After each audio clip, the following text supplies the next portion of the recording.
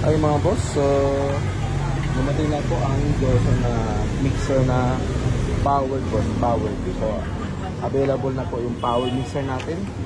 Meron po tayong channel 8 at saka meron po tayong channel 12. Yan, abangan natin.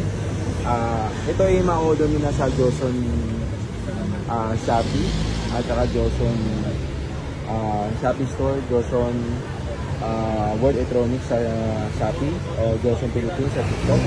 So makikita nyo na po sa itong mga item na to. Okay? So ano pong itong mixer na to? Ang modelo ng mixer na to is Johnson Transformer tool. Professional mixer po.